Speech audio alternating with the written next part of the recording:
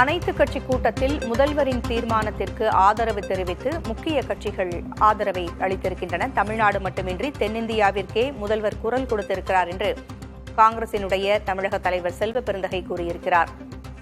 இந்த கூட்டத்தில் கலந்து கொண்ட ஒவ்வொரு கட்சியும் தங்களது ஆதரவை முதல்வரின் தீர்மானத்திற்கு தெரிவித்திருக்கின்றன. கூடுதல் விவரங்களை வழங்க செய்தியாளர் சுரேஷ் இணைந்திருக்கிறார். இந்த அனைத்து கட்சி கூட்டத்தில் தொகுதி மறுசீரமைப்பு விஷயத்தில் அனைத்து கட்சிகளுமே முதல்வருக்கு ஆதரவு தெரிவித்திருக்கின்றன. கூடுதல் விவரங்கள் என்ன சுரேஷ்? பூங்குழலி, தமிழகத்தில் ஒரு முக்கியமான நாளாக இந்த நாள் பார்க்கப்படுகிறது. ஏனென்றால் மக்களவை தொகுதி மறுசீரமைப்பு என்பது மேற்கொள்ள மத்திய அரசு தீவிரம் காட்டி வருவது. இந்த நிலையில்தான் தமிழகத்தில் உள்ள அனைத்து கட்சிகளுக்கும் தமிழ்நாடு அரசு சார்பில் ஒரு அழைப்பு என்பது விடுக்கப்பட்டது.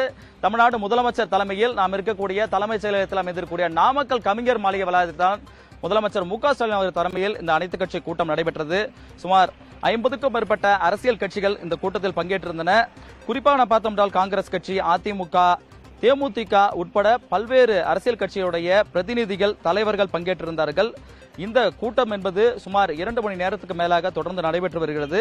இதில் முக்கியமாக இந்த தொகுதி மறுசீரமைப்பு காரணமாக தென் மாநிலங்களில் மக்கள் தொகை கட்டுப்படுத்தப்பட்ட மாநிலங்கள் பாதிக்கப்படும் என்ற காரணத்தால் இந்த மறுசீரமைப்பால் தமிழ்நாடு பாதிக்கும். குறிப்பாக இந்த எண்ணிக்கை என்பது கூட குறைய மாறும் பொழுது நம்மளுடைய பிரதிநிதித்துவம் பாதிக்கும். ஆகையால் இதனை சரி செய்வதற்கான இந்த ஆலோசனை கூட்டமாகத்தான் இந்த முக்கிய கூட்டம் என்பது நடைபெற்றது. இதில் காங்கிரஸ் கட்சி சார்பில் செல்வ பெருந்தகை அவர்கள் கலந்து கொண்டு தென்னிந்தியாவிலேயே தமிழ்நாடு முதலமைச்சர் முன்னோடியாக தற்போது இந்த ஆலோசனையினை மேற்கொண்டிருக்கிறார். இதன் மூலமாக தமிழகத்திற்கு எந்தவித பாதிப்பும் ஏற்படாது என்பதை, ஒரு உறுதியான நிலைப்பாட்டிற்கு வர முடியும் என்பதை இதற்கான முன்னெடுப்பாக பார்ப்பதாக தெரிவித்திருக்கிறார். அது மட்டுமல்லாமல் மக்கள் நீதி மையத்துடைய தலைவர் கமலஹாசன் அவர்கள் கலந்து கொண்ட பொழுது அவர் இந்த பேசிய கூற்றில் இது இந்தியாவாக இருக்கட்டும், இந்தி எனக்கூடிய அந்த இந்தியாவாக மாறிட வேண்டாம் என தெரிவித்திருக்க. அதே போன்று தாவேகா விஜய் அவருடைய தமிழக வெற்றி கழகத்தின் பொதுச் செயலர் புசி ஆனந்த் அவர்கள் பங்கேற்றிருந்தார்.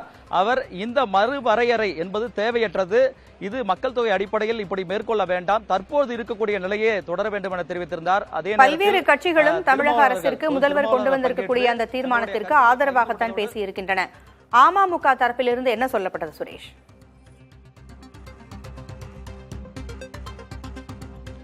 அமமுக தரப்பை பொறுத்தவரையில் அவருடைய முக்கிய பிரதிநிதியாக அவர் நிர்வாகிகள் தான் இதில் பங்கேற்றிருக்கிறார்கள். இந்த இடத்தை பொறுத்தவரையில் பாஜக இந்த கூட்டத்தில் பங்கேற்கவில்லை, நாம் தமிழர் கட்சி பங்கேற்கவில்லை, ஒரு சில கட்சிகள் சுமார் 5 கட்சிகள் வரை இதில் பங்கேற்கவில்லை.